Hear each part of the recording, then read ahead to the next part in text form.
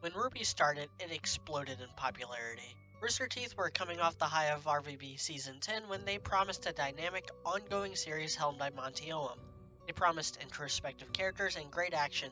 They kinda failed to deliver as advertised, but it didn't matter. RWBY was fresh, it was new, it was different yet familiar. It was the first time that a long-form shonen action series was being produced by a small internet-based company and distributed for free on their website and YouTube. Here's the thing. That was 2013. 5 years have passed. For a while, RWBY kept gaining popularity. It surpassed RWBY as RT's flagship franchise. There's a manga, a game, merchandising. Where the real money from the movie is made. Even after Monty's untimely passing, Volume 3 managed to skyrocket the series to new heights, even getting an official Japanese dub, the first time a Western anime had been given that privilege.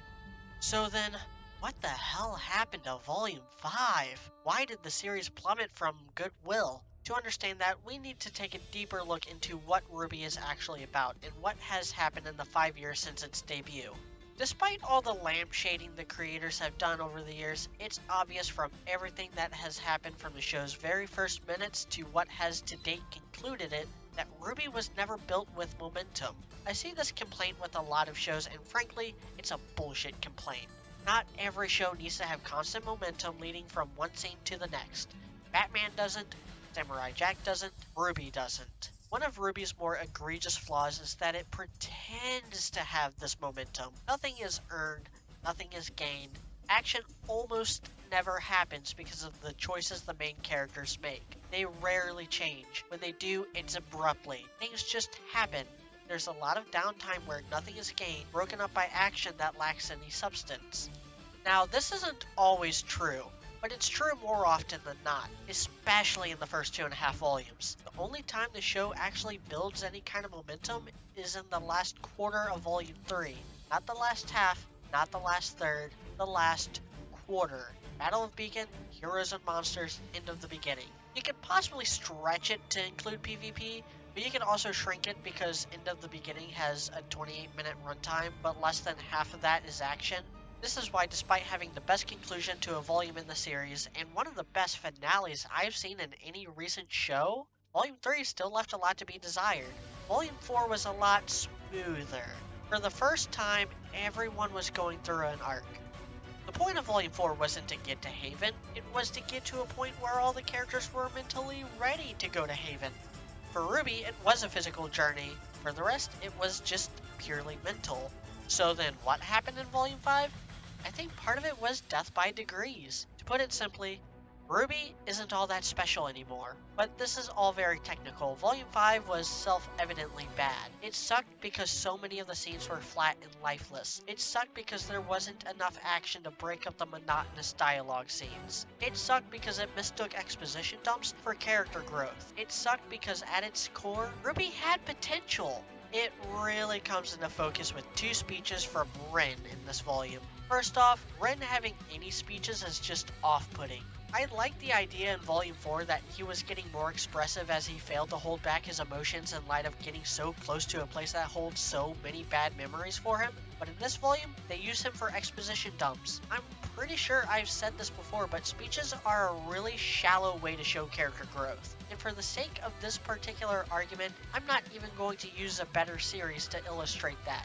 I'm going to use RWBY, specifically Weiss throughout the first 4 volumes. She had a speech about being a better character in Volume 1, but that amounted to nothing because a short time later she was getting in a heated argument with Blake. Weiss has always been conflicted as the Schnee heiress, torn between her father's wishes, her head, and her heart. I'm shattering the mirror, it kept me split in pieces, that stood between my mind and my heart. And it's only by completely severing emotional ties with her father, embracing the true Schnee legacy, and following her heart This is where I'll start. that she's able to master summoning.